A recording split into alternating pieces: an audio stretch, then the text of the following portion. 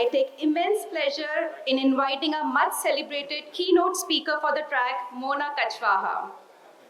Mona is a partner at UC Impower. She has been one of the earliest impact investors driving the impact revolution in the country. She has been in the banking and impact investment sector for over 25 years and has managed an equity fund aggregating to around $89 million at Caspian.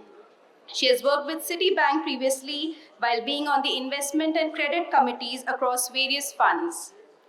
Over to you, Mona, now. Please.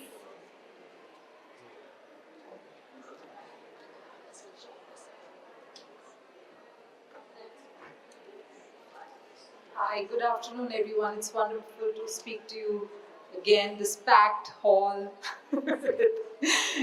every chair taken and people vying to get in.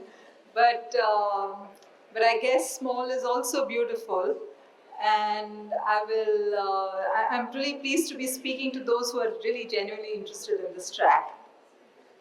Okay, so I'll start with, I won't take much of anyone's time here. I guess what's really of interest are the panel discussions that are going to follow.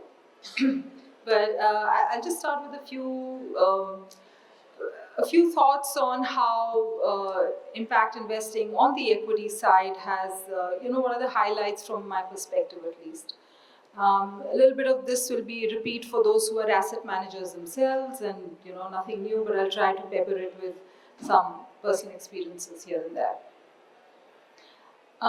So as has been often said, and clearly what the case is, that the reason impact investing exists is because among those in this community, there's a strong concern for social equity and environmental sustainability.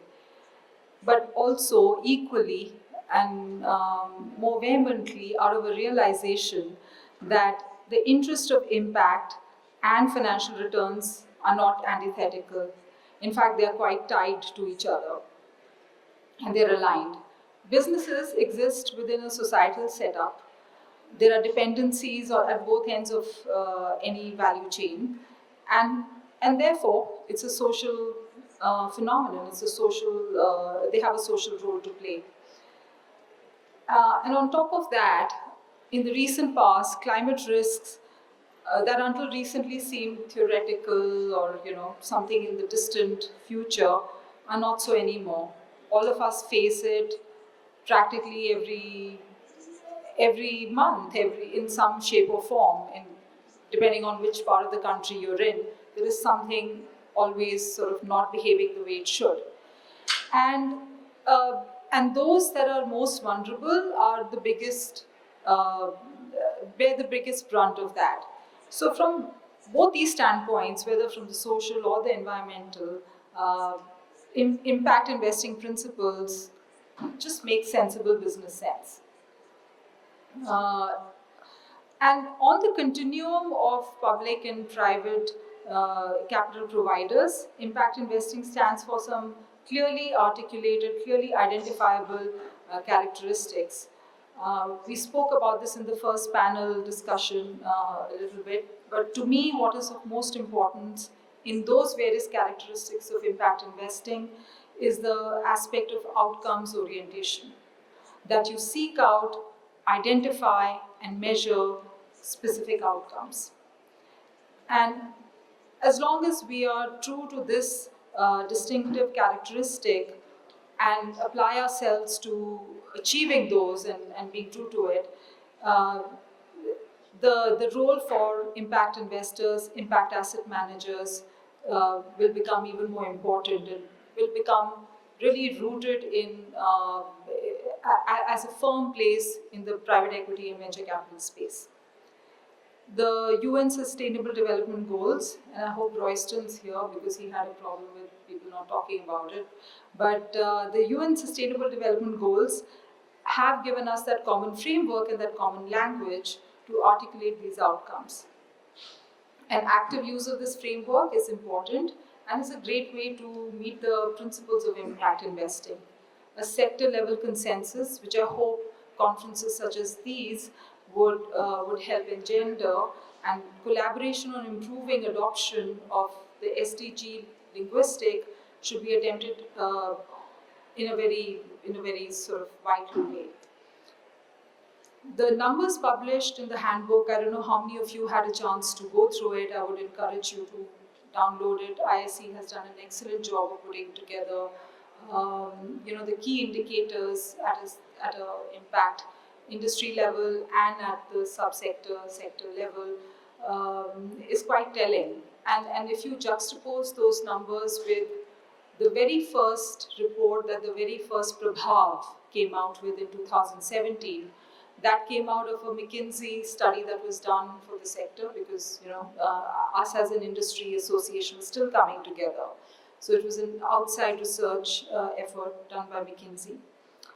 When I compare the numbers that we see in that report and what the handbook now reveals, it's a very encouraging trend line, and I'll just share some for your benefit. So the first sector report aggregated data on amount of impact capital that went into impact businesses over a 7-year period, 2010 to 2016. And the handbook that is being released here has aggregated data over the last 3 years, which is 2019 to 2021. So it's a 7-year data with a 3-year data aggregate that I'll just make a few, sort of highlight a few data points for your benefit. The capital deployed was 5.2 billion in those 7 years versus 14.4 billion in the last 3 years. Number of deals went up from 485 to about 1100. Average deal size increased from 3 million to 1 million to 3 million. Now, the top sector was and remains financial inclusion. There's no surprise about that. It does have a head start over others. And the CAGR has gone up over the reported periods of the two buckets from 14 to 20. Very interestingly, the commercial capital component in these numbers, the 5.2 billion versus 14.4 billion, has gone up from 48% to 60%, over 60%. Now, this analysis that over 60% of capital deployed in impact businesses between this period by mainstream commercial capital, on the face of it, it seems that commercial capital is now embracing impact businesses and are really the majority capital provider, therefore, because they've bought into the idea that impact for businesses make good business sense. On a closer look, though, we find that it is really the later stage companies within these 1100 odd deals that have got the lion's share of commercial capital. So, no surprise there. And it therefore underscores the point that in the earlier stages of a business or a business model or a sectoral development, it is really the impact investors who need to come in and support and extend the runway before commercial capital can come in. And then when you take an even closer look, it is interesting, and this kind of relates to our thesis at UC Impower, the fund that I represent, that within the early stage, stages, going from seed, A, B, and various stages in between that we often see, it is Series B, which is actually the toughest round to raise capital in. So if you look at the data closely across sectors, you'll find sector after sector showing that trend line. So yes, of course, the funnel or the numbers will drop from C to A to B, but the drop from A to B is the sharpest. And given that the round sizes have been going up, it kind of stands out as a problem. So there is much work to be done still, even within the stages in which the impact funds, at least in India, choose to focus themselves, either because of the size or because of just their preference for the stage to come in at. But I would argue, though, and this came out in one of the previous discussions, that impact capital is needed. I think it was the point that the lady from MacArthur Foundation made, that impact capital is needed for seeding, for scaling, and for sustaining. So the fact that much of the impact capital, at least as per analysis seen in the handbook, at the later stages is coming from pure commercial investors uh, is a point to ponder. I think we need impact capital even in those stages, because we do know even after businesses have scaled up, they do hit certain external or internal roadblocks or challenges to continuing what they do. And as mission-oriented capital or conscious capital, we'd probably be doing a much better job supporting those business models and businesses in those stages than pure commercial capital, is my view. I think we do see, if you look at the GIL report, we do see a fair share of very late stage funds from within the impact pool in other markets, especially the US. So, I think it would be good if the growth of homegrown GPs or funds focused on India don't just focus on early stage, but also their growth goes towards looking at later stage investments in impact. That said, now impact investing is clearly a young space. I mean, we're barely 15, 17 years old, whichever way we want to look at it. At least in the right earnest, at least in this intentional kind of way, although, it's not new as a concept. Apparently, old businesses were run this way. 100 years back, family businesses were run very much on the principles of impact investing. It's sort of something we're relearning in a lot more organized and a lot more accountable way, but it's still a young space. And essentially it exists because there are vast disparities. Growth in the country's sort of economic figures, whether it's GDP or anything else, does not really tell you much about that disparity aspect, and it needs to be understood at a deeper level. And clearly in India, there are challenges.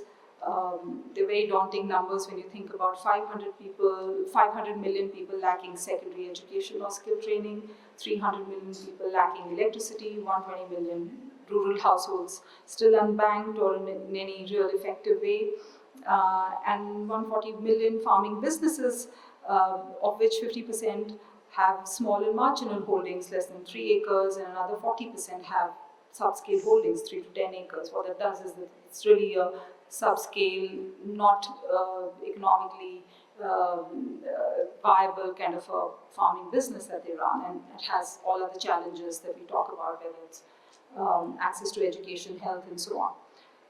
On the other hand, there are significant enablers. I don't want to just be a party pooper here, so just let's talk about the enablers and why we find the vibrancy that we do in the market. Poverty is on the back foot now. Official numbers show that the ratio declined from 45% in 94 to 22% in 2012. We don't have, the 2021 census didn't really take place, so I don't know what latest numbers there are, but this is what I have. The trend line is good. More importantly, and this is what has really given impact investing a huge impetus over the last 3-4 years, is that the population that lives on the margins of development, either because of economic challenges or geographical hurdles, is now better connected to opportunities thanks to the internet penetration and other digital rails that have been put in place. On the back of India Stack, services are made available with a lot more ease and efficiency that could have been imagined in the past. This is real progress, and we have the government and policymakers to thank for that. We should remind ourselves every day that India has a much more modern and affordable digital access than possibly any other country in the world, at the lowest sort of affordability level. As an important outcome of this phenomenon, the monthly active users, this is a data point that I was given recently, was very good to know, that the monthly active users in rural India has been growing faster than the monthly active users of internet in urban India. And in absolute numbers today has crossed the urban India numbers.